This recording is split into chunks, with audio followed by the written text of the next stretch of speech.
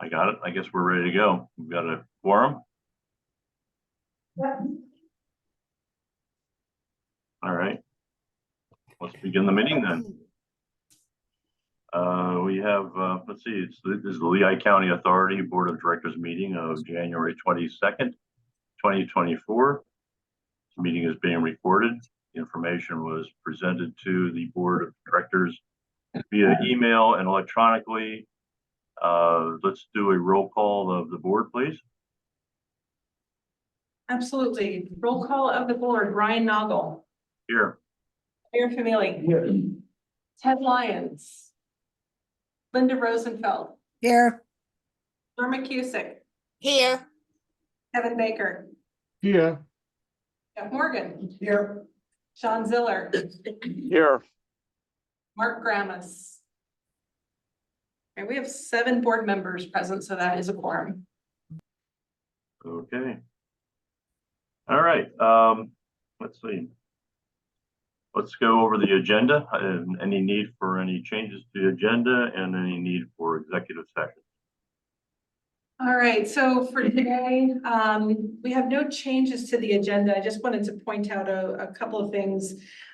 First of all, is that under the monthly financial review, the December 2023 report will be given in February because we're still working on closing out the year. So wanted to note that. We have asked for an executive session following the close of this meeting to discuss a personnel matter. And that's all I have. Okay. We not got that down. Personnel matter. Okay, let's move on to the approval of the minutes from the January 8th, 2024 Board of Directors meeting. I move that the minutes be approved. And I'll second. So we got a motion by Linda and a second by Kevin. Is that you? Sean. Okay, thank you. All right, any questions on the minutes? All in favor, say aye. Aye.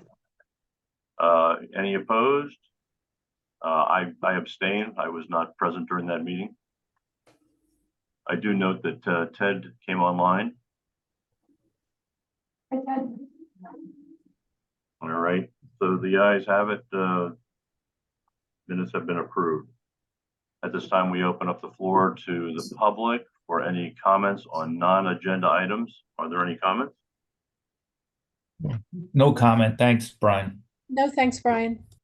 Hey, Brian and Jenny, thank you very much. Glad you're here.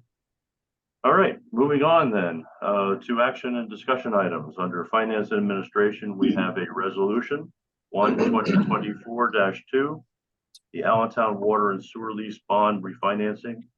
Seeking approval. It is the yellow documents in your board package and digital pages 6 through 15. All right, so this one we'll turn it over to Ed momentarily. We have a few people in the room. For those who can't see everyone, we have Chris Gibbons from Concord Public Finance and Tim Horseman from McNeese Wallace to help Ed with the presentation. So Ed, take it away. So yes, we have a presentation before we get into the resolution itself that Kevin will summarize for you. I'm going back in your memory banks. If you remember in 2023, more toward the second half of the year, we had attempted to start to look at a refinancing on the 49% of the 2013 A bonds that we had left. If you remember back in 2018, we did a 51% and effected a bunch of changes to the concession agreement, and all was good. And we were hoping, since these were callable, what was left was callable in September, that we'd be able to do it. And when we first started that, the economic conditions were, well primed for that. And as we moved along on the schedule, we found out that the market conditions were sour, and we put the brakes on that. So in 2024, we started to look at market conditions again. They became favorable for us to move ahead on it. We're trying to do this somewhat on a fast track. And it's gotta be honest with you, wearing me down a little bit. We're going faster than we're used to going. And and we're trying to beat the market again. And so we'll talk about what we're doing here in this presentation. I do have the team with me that is supporting me on this, Chris and Tim. So I appreciate all of the stuff that they've done so far. So what are we doing? Well, what are the goals? We're trying to realize an interest rate savings on bonds that are already callable. We're also looking to extend the maturity of the refunding debt to a longer period of time so that we could have a more manageable debt service level. We had done a lot of back-end debt service when we did the 2020. And the concern would be trying to get that to a more manageable level, given that we're starting to borrow for projects. And we're gonna be borrowing for more projects as we get into the 537 stuff. So this refinancing would be kind of a do-all thing. We're gonna do the 49% 2013 series refinance, save some interest. We're also going to borrow for $55 million worth of capital projects. The $55 million should be a number that sounds familiar from the capital plan that we just finished up I'll say in August. So instead of doing two different sessions, we're gonna do it. So what are we doing again? 2013 A bonds. We're looking for an interest rate savings. The existing rate on them bonds is 5%.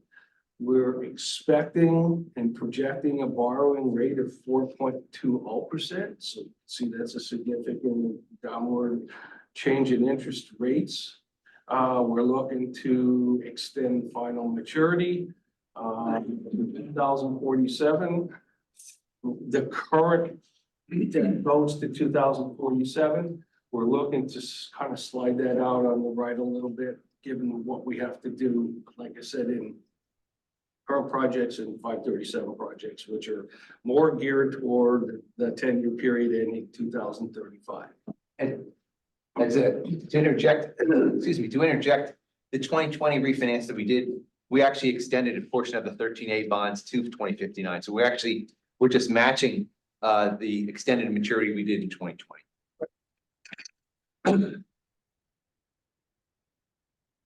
So, yeah, the final maturity is going to be extended out so that we can fit more project work in there in the upcoming years. And we'll probably have an annual debt service starting in 2028 of $3.320 million. Final maturity 2059. So that's the goals.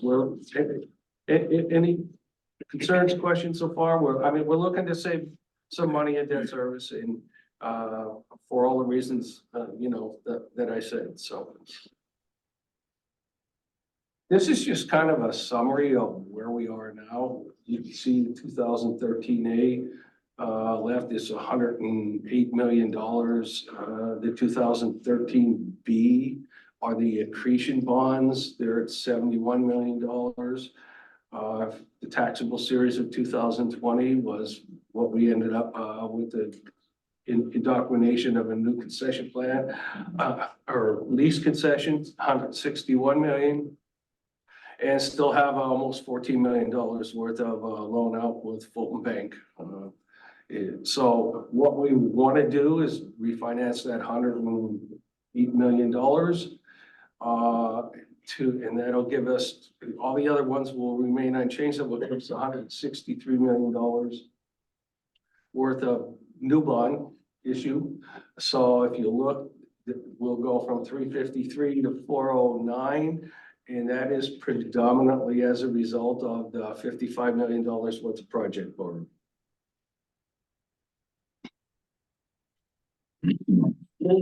There's a lot of numbers, which I'll leave out there in the PowerPoint. I think the graph itself that follows this later But you can see that we're talking about almost $18 million worth of debt service in 2024. And if you look at 2059, we'll be up to around $22 million. And there's some climbs and some peaks along the way when you get into 2034, 35, and 36. We're, again, moving the stuff out from where it was in 2047 to 2059 gives us some opportunity for what we need to do with a large amount of activity upcoming that still is unknown. Maybe add to that is that the difference between the existing and proposed debt service, once you take into account the reduction in interest expense related to the bonds we are refinancing, the net increase is approximately $2.6 million. So we had talked earlier on the slide, excuse me, of the new debt service, the second column from the right, of about 3.3, it nets down to $2.6 million once you take into account the savings we're realizing in the refinance. Ted here, I have a question. Can you hear me? Yes, we can hear you. How much of the debt service, which is going to 2024, 2025, let's say roughly $20 million, how much of that debt service is due to the Allentown takeover?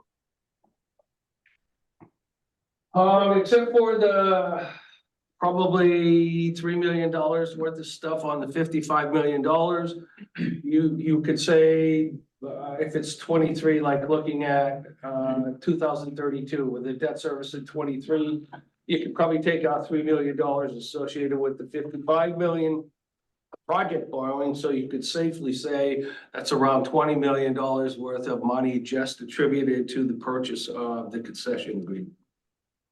20 of the 23. Yes, Thank you. sure.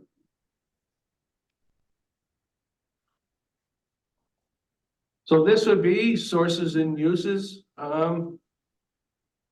We're going to take in a total of $112 million on this borrowing. You can see the breakdown. It would be gross bonds sold of $106 million. We sell it for a premium of almost $3 million. We will make a debt service payment from the existing debt. I believe that would be in June. And that will contribute to the amount of money that we have available.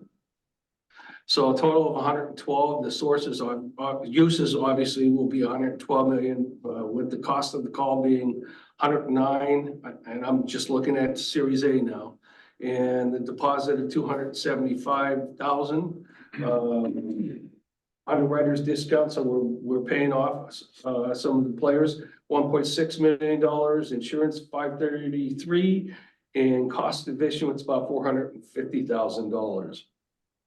Just looking at the capital projects, we're taking in gross bonds of 57 million to sell that premium for 700,000. Again, there's the interest during construction because we're delaying principal payments until the end of the third year or the start of the fourth year. And so we're taking in $60 million worth of money. You can see the construction period goes to 2024, 25, and 26, which is the $55 million. We'll need a debt service fund deposit of $3.3 million.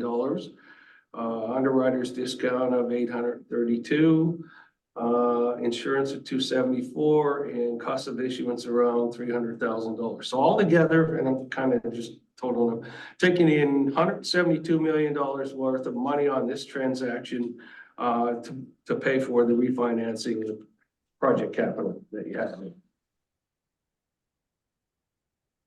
Hey, Ed, Yes. it's Ted again. What's the underwriter's discount? It's the commission that is paid to the underwriters to underwrite the bonds. It's estimated at this point because at this point we have not selected an underwriter. Our plan is to have. Thank you. You've answered my question. Thank you.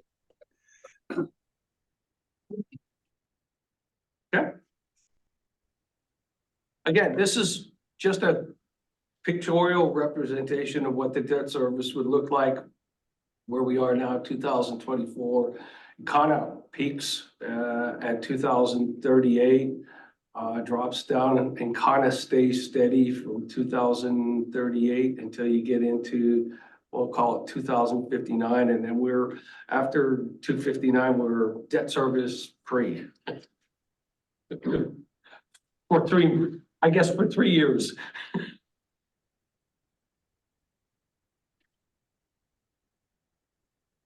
All right, so what do we got to do to get this going? Obviously, it's the approval of the borrowing parameters resolution, which is what we're presenting today. We must go out and get spend some time with S&P on our municipal bond rating. We need to get some municipal bond insurance quotes in so that we can pick the appropriate insurance premium. We need to get going on the preliminary official statement, which we've had some drafts now, and kind of I'm the hold up a little bit on that. So we're working on the cash flow bonds priced and interest rate set by the end of February, and then settlement of this thing by the end of March 2024, March 21st.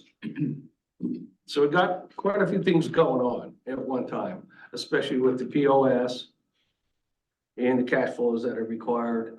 Also out with the engineer to obtain the engineering certificate. And we just received the appraisal from the consultant that does the appraisal value, and that was kind of within what we expected. So lots of things.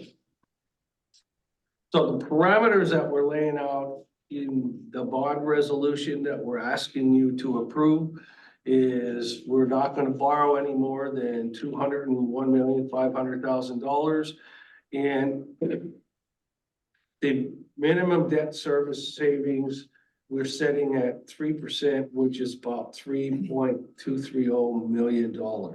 If for whatever reason the market would go sour and we would not be able to realize the 3%, then we would put a halt to the process.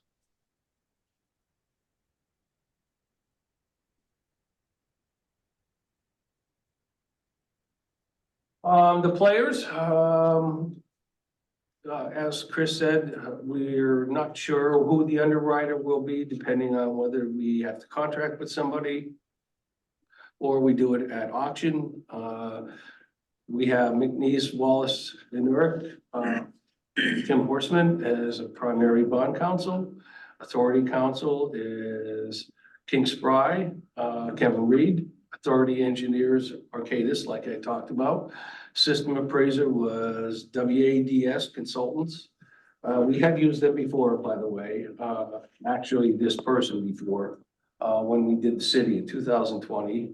Disclosure counsel, Stevens and Lee. The financial advisors, Concord. Public financial advisors, Chris Gibbons. And we'll be using M&T as bond trustee.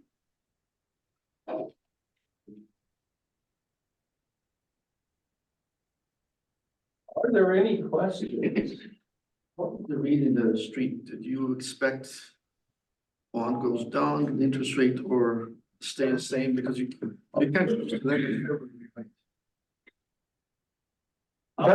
Yeah, we're gonna let Chris answer these. He has sometimes different views than I do on what I think is gonna happen. My crystal ball's a little cloudy, but the Fed has at this point set a meeting in January. See what they say. The market is anticipating the Fed really does nothing this time, but maybe something in March. But based on the Fed's discussions and comment earlier, actually at the end of last year, they said, we think we're finished raising rates. The market took off that as a sign of we don't worry about higher rates. Maybe we can think about and look forward to lower rates. There's been some bounce back from that, as in interest rates have slightly crept back up a little bit since that time. Not enough to throw our refinancing in jeopardy at this point. So we anticipate with that minimum savings of $3.2 million to be able to hit it.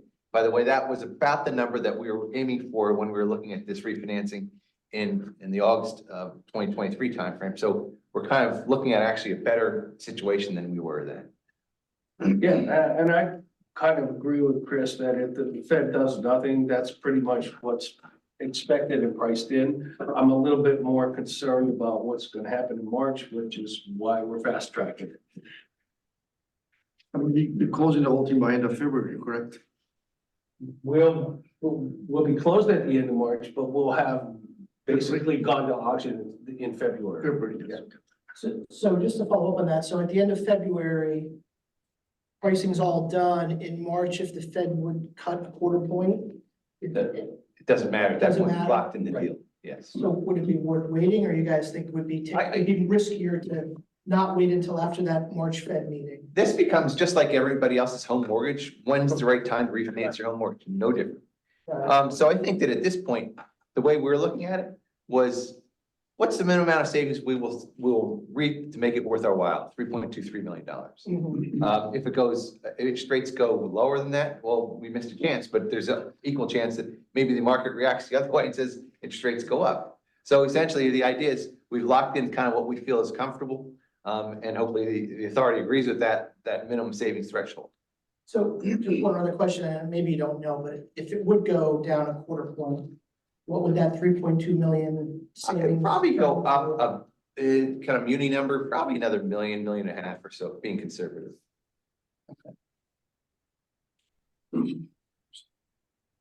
Yeah, the other, but again, my concern is more along the lines of if in March Fed doesn't lower rates, then we go the other way. Mhm. And because the market's pricing that in. Right. So kind of six of one, half dozen of another. Yeah. Which risk do you want to take? Yeah, you saw the rally in the market on Friday. And the only other comment I would make is that, in addition to the financing we're currently contemplating, based on the appraisal that came back and the borrowing limits that are incorporated in the indenture of the authority, there's still, after this financing, is about $200 million of additional borrowing capacity if the authority ever wanted to do that, given the current appraisal, given the current economic conditions, et cetera. So it does give you some good flexibility. 80% rule.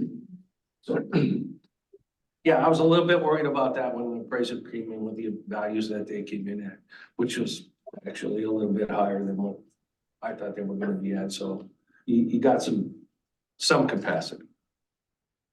More than we thought when we were just looking at it about 8-10 months ago, when we said the appraisal value was only 600 million, so.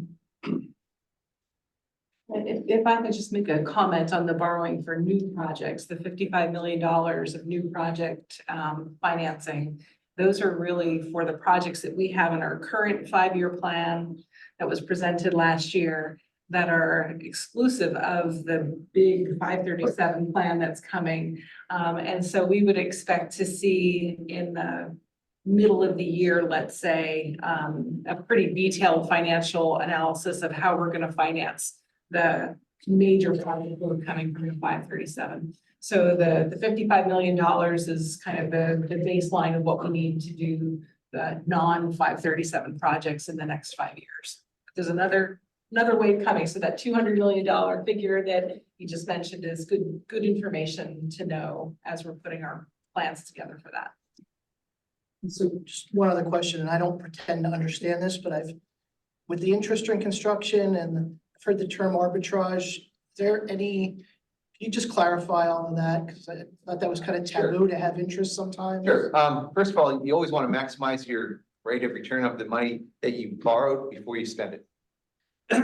Arbitrage is a simple idea that I can borrow at 4%, I can reinvest at 5%. That 1% difference is arbitrage. Right. Okay. In certain circumstances, our legal counsel could address this more, but in certain circumstances, you actually can keep that. We're not anticipating that, honestly. That $2.1 million of interest during construction was assuming a 3% reinvestment rate. Okay. So there could be an opportunity to earn arbitrage and maybe keep it, depending upon the rapidity of the construction projects. Nonetheless, we're trying to be conservative in how we're approaching the finance in the first place. Thank you. I would just add to that, the structure that Chris has laid out, that Ed explained, does take into account the arbitrage rules. You saw a reference to the deposit of the proceeds of the bonds to pay for the redemption of the old bonds. What we're going to do with that is likely structure that in a way that those funds are held, even though those old bonds can be called. The proceeds are going to be held for up to 89 days. And that number is very specific to the tax code. The tax code allows you to hold those bonds, hold those proceeds up to 90 days and still call it a current refunding. So those proceeds will be held for 89 days because any tax attorney wants to save a day, just in case. So 89 days where those funds will be invested and hopefully generate some arbitrage, which we'll be able to keep and apply to the redemption. Similarly, if you look at the capital plan, Chris's numbers show a 3-year project spend that is specific to the fact that the authority can only borrow and spend money with the name of spending it all within 3 years. You may also be able to earn some arbitrage during that 3-year period. Depending on the spend down and how that goes, you may have to pay a rebate, pay some of that arbitrage back to the Fed in the form of a rebate payment. But I always say it's better to earn the arbitrage and pay it over to the Fed than not earn it and potentially miss out on keeping it. Got it. Thank you very much.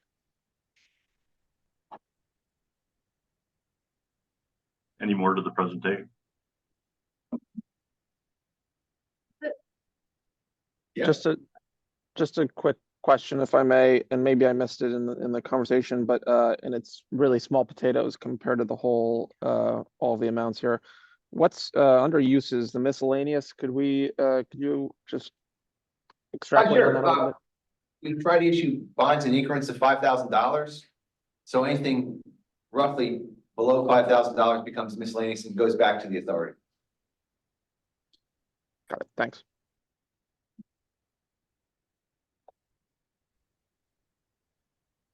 Okay, hearing no further questions, can we have Kevin Reed summarize, please, the resolution before us of 1/2024-2? Happy to do so, Mr. Chairman. So it's a resolution number 1-2024-2. It's before the board is authorizing and directing the issuance of one or more series of water and sewer revenue bonds, City of Allentown concession, designated as the 2024 bonds in the maximum aggregate principal amount of $201,500,000. Does a couple other different things, most notably to finance the current refunding of all or portion of the 2013A series. Also for the capital expenditures that were discussed to improve the sewer utility system and water utility system. Also to fund various funds, including the debt service reserve fund and the payment of transaction costs, the cost of issuance with respect to the 2024 bonds.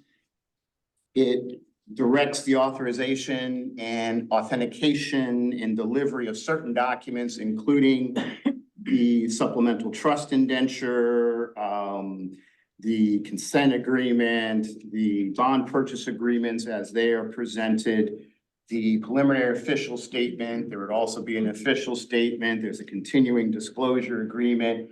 As Tim just discussed, there are a variety of other certificates, including sometimes called a non-arbitrage or tax certificate. Also the escrow deposit agreement that Tim referred to as well. And it authorizes and directs certain officers and officials of LCA to execute those documents should the parameters be met as specified by Chris with respect to the refunding threshold. Okay, thank you, Kevin. When you started out, I thought you were going to read the whole thing, so thank you for the summary. All right, I need a motion and a second for acceptance of resolution number 1/2024-2. So moved. This is Norma. Norma made the motion and a second by Amir? Amir. All right, we've got a motion and a second. Are there any questions? All right, let's do a voice vote on this resolution. All right. Voice vote on resolution 1-2024-2, Brian Noggle, Yes. Mayor Feeling. Yes. Ted Lyons, Yes. Linda Rosenfeld, Yes. Herman Cusick, Yes. Kevin Baker, Yes. Jeff Morgan, Yes. Sean Ziller. Yes. Thank you. That's 8 yes votes. All right, thank you, everybody. Thank you for all the support, Ed and your crew, and the support, the outside support for pulling this together and giving some hope of funding the $55 million and realizing that we have 537 coming up after this. So it's some challenges in the future. All right, motion is passed. All right, moving on then to the water. We have a water filtration plant emergency power design seeking approval. It's the blue documents in the board package, digital board package, pages 16 to 23. Yep, thanks, Linda. Amy Rohrbach is going to present this project. I'll just say a few opening words about this project. The goal is to address risk and resiliency at the city's water filtration plant. Presently, the plant is provided power from one PPL substation, the Central Allentown substation. Although it has 2 feeds, both feeds come from the same substation. So there's a real risk and resiliency issue there.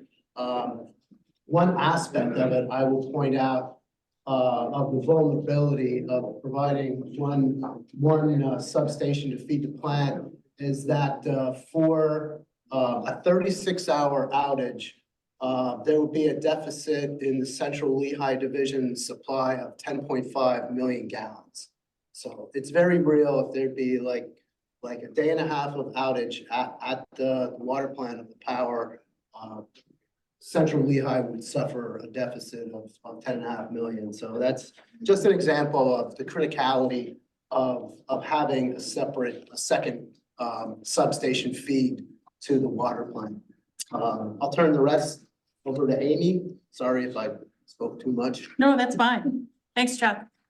So yeah, as you can see before you today is a capital project authorization for design and bidding services with Keystone Engineering Group for the design of this additional electric feed.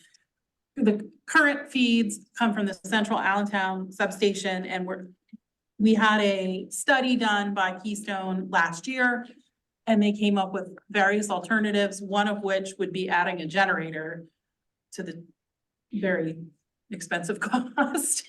And this was a lower cost option that provided the resiliency, as Chuck mentioned, and increased the power reliability to add the second feed from the MAC substation to the south of the plant. So this would be for design and bidding phase services to design that new feed. During November of 2022, there was a fire at the substation. That's the most recent outage we experienced. And unfortunately, because they were both from the same substation, we lost the power that day. And then prior to that, October of 2011 was that Halloween snowstorm we all remember so well. So, you know, those are things you can't always plan for, but the reliability would increase having the second feed from a second substation, not relying on the same substation. So this is the design phase services total $57,212. And then with the additional staff and contingencies, we put in for $67,212. Any questions? So you said putting a generator is going to be expensive. Do you have a guesstimate? Well, the estimate in their study was 1.6 million, but in my experience, a generator at a water filtration plant, that seemed a little low to me. to be honest. And the lead time on a generator of that size they're saying 18 months, but I wouldn't be surprised if it was 2 years or more for the project. So it's a lot longer length of construction, just the lead time on getting the generator, and the cost is significantly higher. The engineer's estimate for adding this new feed is 600,000. Thank you. So that's a drastic difference. Just got a quick question. In the letter that Keystone wrote, they have a number of specific exclusions, which they seem to have been very deliberate about. Do any of those give you any heartache?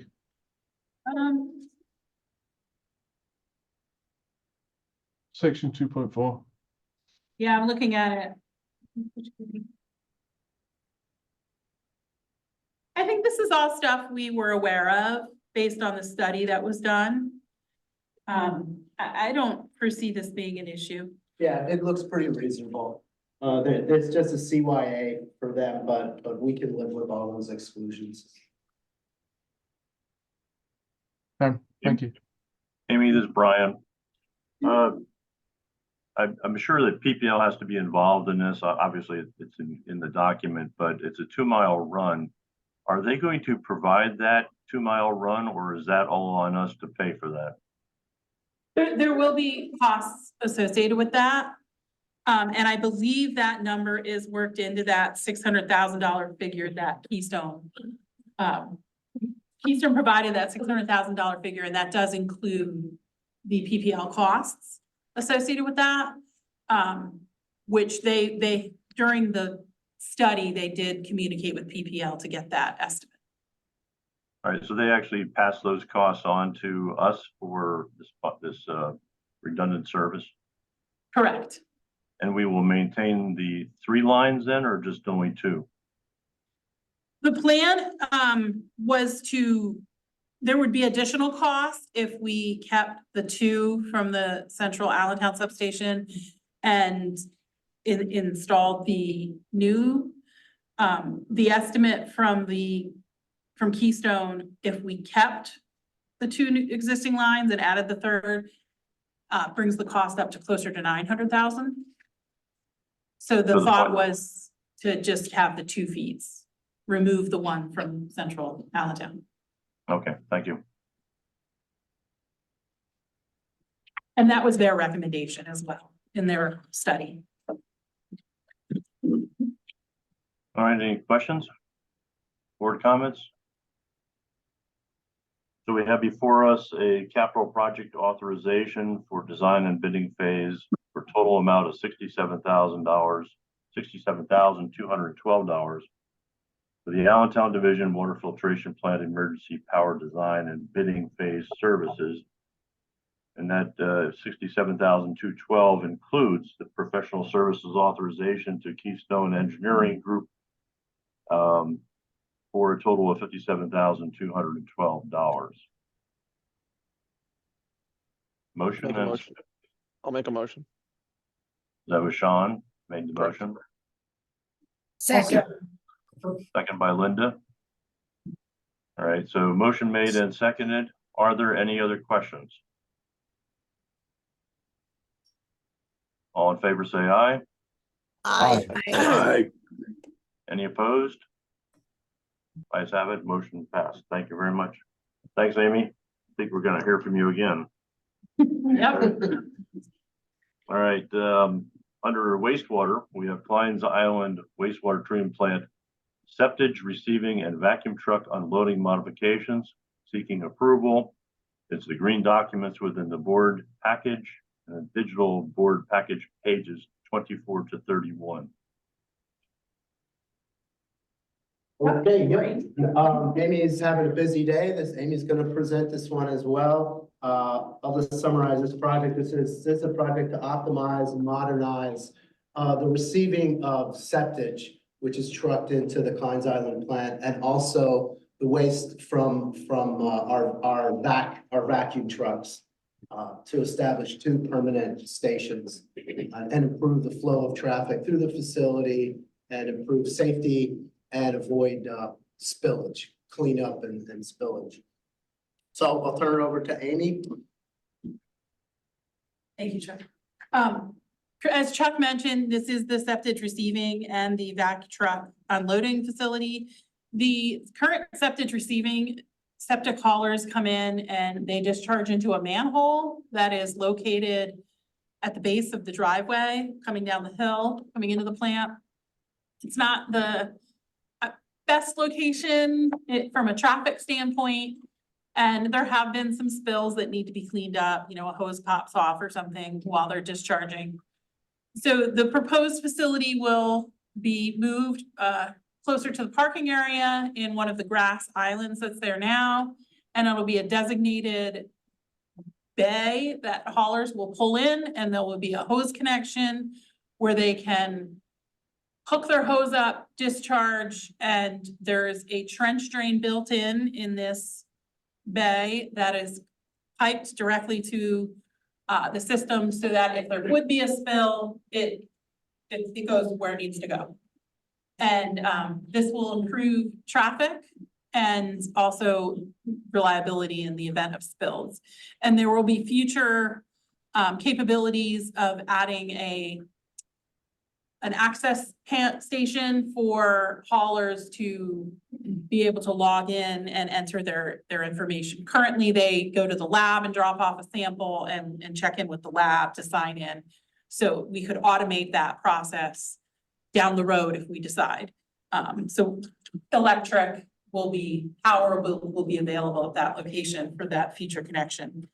The vac truck unloading area is currently, it's not changing location, they're just improving it. So it's gonna be expanded and made slightly larger. So when a vac truck comes in to unload, it's not seeping out into the driveway, it's gonna be contained. Currently now, depending on how they unload, there could be some liquid running out into the driveway area, which causes a maintenance issue needing to be cleaned up.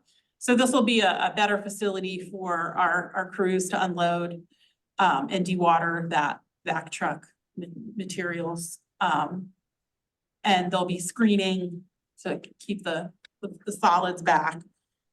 So this is construction and construction administration services. So we received bids on the project. And as you can see in the memo, there were 4 bids received. The lowest, I forgot to also mention there was a bid alternate item, which includes paving adjacent the proposed septic hauling slip bay, whatever term you want to use. It's to improve the paving and drainage in that area because it currently doesn't drain properly.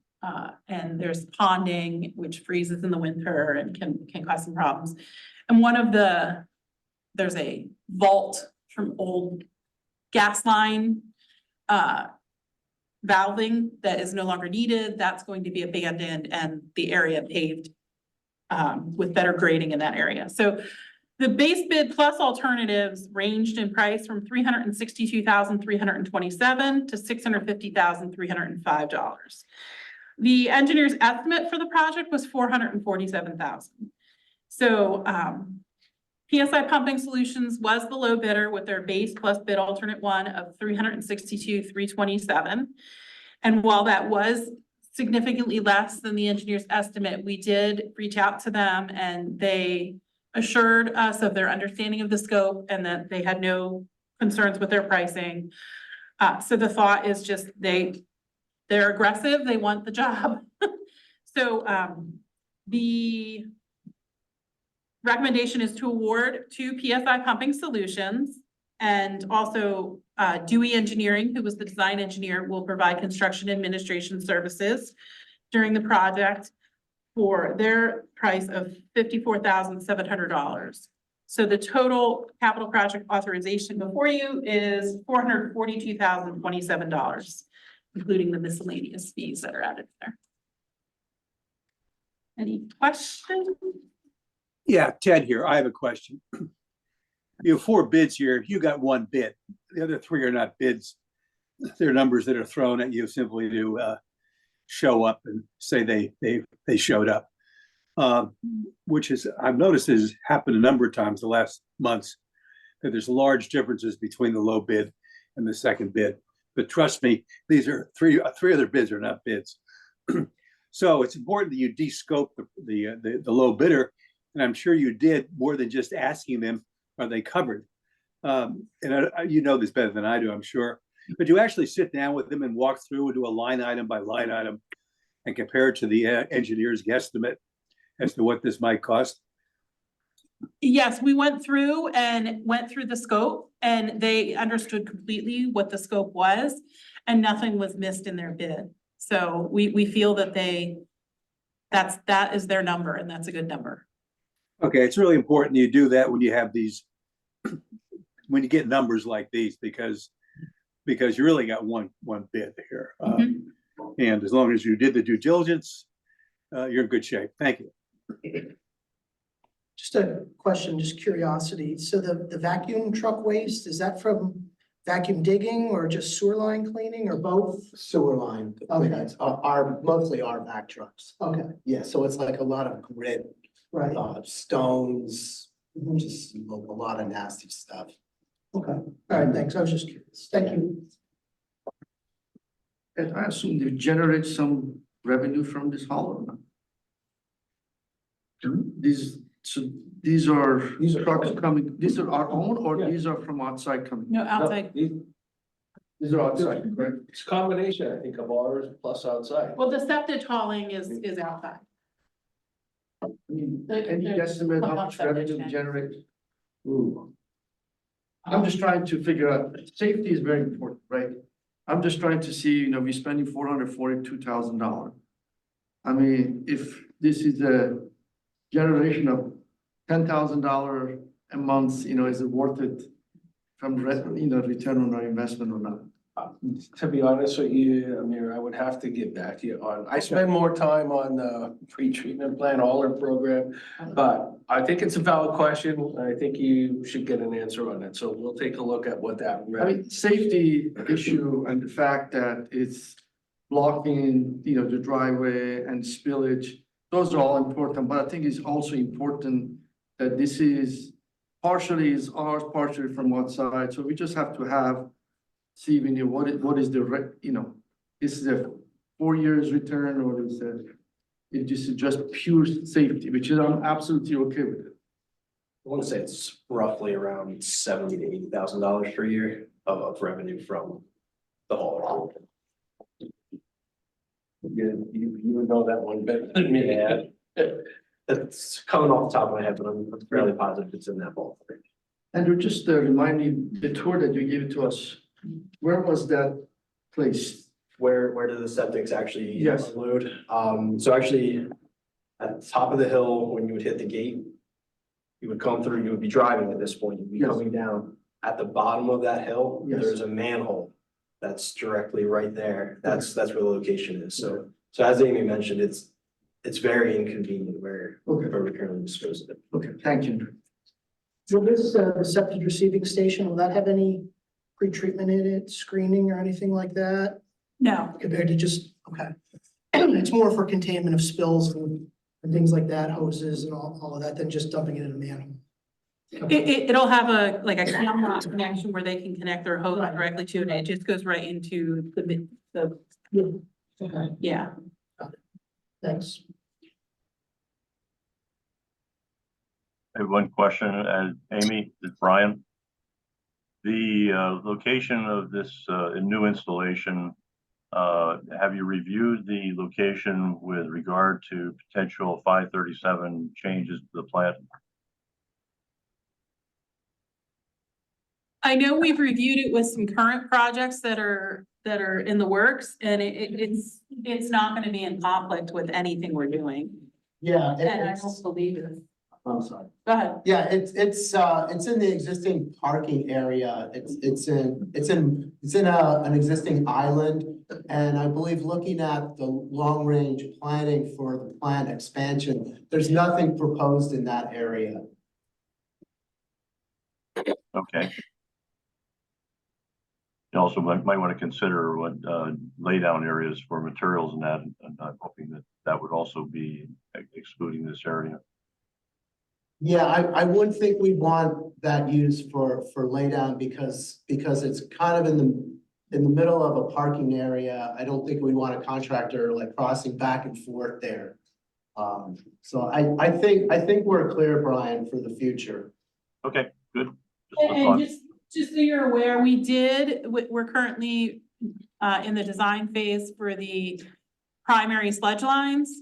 And we did look at that in the preliminary design of those sledge lines. So we're making sure things are routed away from that area. We're mortified about that project. Yeah. All right, thank you. All right, so board, we have before us a capital project authorization for the construction phase for the Allentown Division, Klein's Island wastewater treatment plant septage receiving and vacuum truck unloading area modifications for a total amount of $442,027. That includes professional services authorization for construction engineering and administration to Dewey Engineering for $54,700 and a general construction contract award to PSI Pumping Solutions Incorporated for $362,327. That includes the base and the bid alternative number 1. I need a motion and a second for approval of this project. I'll make that motion, Brian. Norma, thank you. I'll second. Jeff, thank you for the second. Motion made and seconded. Are there any questions? All in favor, say aye. Aye. Aye. Any opposed? Ayes have it. Thank you, Amy, for 2 projects. Thank you. And Chuck, of course. Thank you. All right, moving on. We do not have item number 6 on the agenda, which is the monthly project updates. That happens at the first board meeting. As Liesl had said before, the financial review will be for December 2023 will be moved into the February meeting. We're moving on to the next topic, which is going to be an interesting one. Andrew, monthly system operations overview. It is white pages within our board document and digital pages 32 to 37. All right, thank you. So in front of you, you have the monthly operations report for December. We'll start out with the safety report. We did have one injury, which was one of our employees running a hammer drill and his hand slipped, so he had bruising on his hand. The other 2 incidents were vehicle related.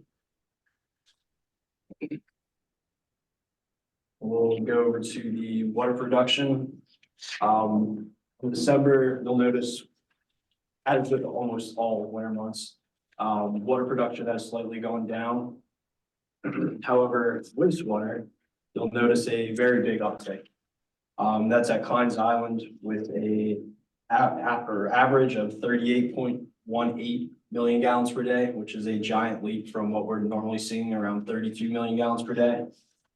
Even in our small water systems, we averaged a total of 0.39 million gallons per day, which is almost double what we normally see. And the big reason for that is the 8.62 inches of rainfall that we received in December. It's one of the wettest Decembers that we've had in history in the Lehigh Valley. And as you can tell, it had some very big effects on our wastewater systems. We did receive 1 notice of violation in December. That was not very typical. It was for a non-payment. And honestly, I'm still fighting this one because it's for a payment for the new pump station that's not even installed yet. So I think there's a slight misunderstanding and I'm hopefully gonna have that one rescinded. Other than that, we did have a total of 13 SSOs and bypasses. 7 of those were bypasses, which we'll touch base on, and then 6 were SSOs.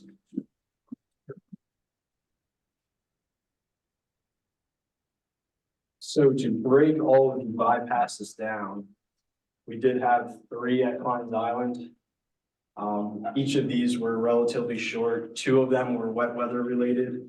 But the first one on December 3rd was related to a power outage. We lost power and ski net went down. We also lost vacuum prime. By the time everything was back up and running, well, we noticed that there was a bypass of just under 400,000 gallons. The other 2 at Klein's Island were wet weather related. And both of those totaled a decent amount. The first one was a little over 400,000 and the second one was just under 1 million gallons. We also had 3 bypasses at Heidelberg Heights. The first one was a total of 3 days, which started on December 11th. That one totaled just under 700,000 gallons. The second bypass at Heidelberg was for a total of 4 days. That one started on December 18th, and that one was just a tad over 400,000 gallons. And the third bypass was at the end of the month, and that one also lasted 3 days, and that was over 250,000 gallons. Another system that we had a bypass in was Lynn, which we had not had a bypass in there for quite some time. However, due to all the rainfall, we did have a bypass which lasted for 1 day, and just that single day was 350,000 gallons. With all of that, we also had several SSOs. There were some SSOs at locations that we haven't seen before, or at least have not seen in quite some time. Specifically, the main pump station at Wynwood, there was an SSO. And that one was a total of 650 gallons. We also had one at the main lift station at Sand Spring, which is the first time that has also occurred. And we estimate that one a little over 2,100 gallons. There were 4 SSOs within the Klein's Island source system. 2 of them were wet weather related from the storm on the 18th. And then there were 2 other SSOs very close together, which were related to grease and rag buildups from a local restaurant. Other than that, I don't know that I have anything else unless anyone has any questions. I have a question for Andrew. When we were on our tour, you said there was an electrical outage, those pumps, big pumps lost the vacuum. And did you tell us that there's gonna be a project in that station to address that issue in the long term? Yes, AJ and crew are working on basically a whole rehab of the main and auxiliary pump Right. station. Okay, good. And for this, getting back to the safety. Have we sent a safety alert bulletin asking people to use a non-slip gloves during the wet environment? So that has come to the attention of all the people who use the hammer drill. Yes. Yeah, so when that incident happened, it was one of the, someone kind of went a little too quick in a main break situation and jumped into a hole. That was brought up as part of our kind of safety every Friday morning for both field service. We have our safety talk box, and it was brought up to make sure that when you're in a wet situation, ensure you have proper shoes on. We do provide special gloves that are waterproof and insulated for winter. A reminder to grab the Arctic gloves when needed, so we did. And the incident number 62 for the dump truck hitting the dump truck covers. Yes. Is that just happened one time, or this is something that which is happen every 2 years, 1 year? This happened with our brand new Doosan. It's a brand new dual loader, and the person operating it wasn't properly using the spotter that was provided. So that's another, both of those situations were situations where you should have had a spotter to back you up. The other one was a backup incident, and this one was a front load incident. And both employees were talked to about ensuring that we provide extra men in these types of situations so that you have a spotter, so this type of thing doesn't happen, and ensure that you follow protocol. Thank you, appreciate it. Can I ask a quick question? And Andrew, I know we'll cover this next month, so I'm going to ask the obvious question, which is, you know, we're going to be having a significant snow melt, and then obviously they're calling for a good amount of, I think, rain this week. So Is there some nervousness about how we're performing this month? Or do we think we're on track with prior Januaries? That's a good question. So just for example, earlier this month in January, we sort of ran into the same situation where we had a decent amount of snow on the ground and we had rainfall predicted. So we did have similar bypass events earlier this month because of that. I can't say that the groundwater has really improved much. So yes, we're definitely at risk with the rain events coming and the snow still on the ground. From what I'm seeing in the forecast so far, it doesn't look like it's gonna be as bad. So I'm hoping we can squeak by.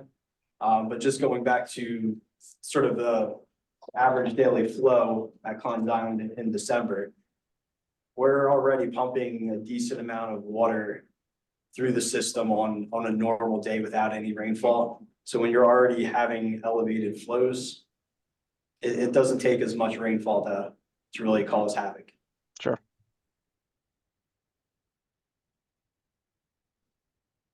Any other board comments, questions?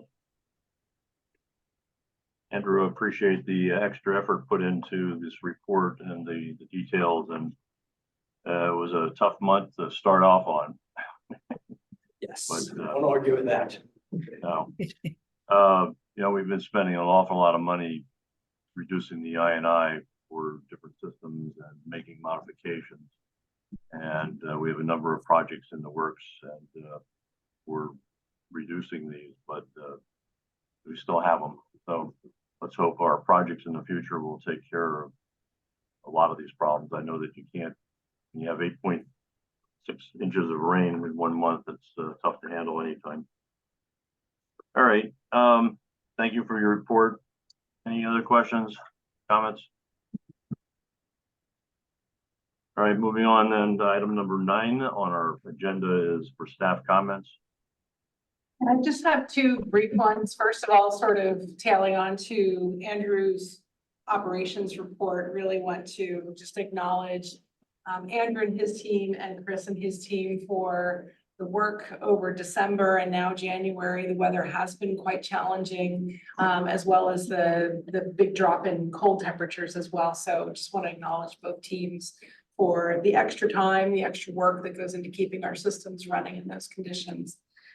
The other acknowledgement I would like to give, and he's not in the room and I should have told him to come in, but we do have an upcoming retirement of Kevin Gurman, who was currently our risk manager and almost 45-year employee of Lehigh County Authority. Many of you have met Kevin in past presentations and meetings. So would like to just acknowledge Kevin's retirement after a very dedicated career to LCA. That's all I have. All right, thank you. Solicitor comments? No comments, Mr. Chairman, thank you. All right, public comments on any topics whatsoever? No, thanks, Brian. Yep, no thanks. Okay, thank you both for being here again. Board member comments? All right, hearing none, we are now going to adjourn this meeting. And in 10 minutes, let's see, it'll be about 13 after the hour, 1 o'clock. We'll reconvene for an executive session to deal with personnel topics. The information for that Zoom meeting is available via Liesel's email or Lisa's email. All right, see you in about 10 minutes. Thank you, everybody. Thank you.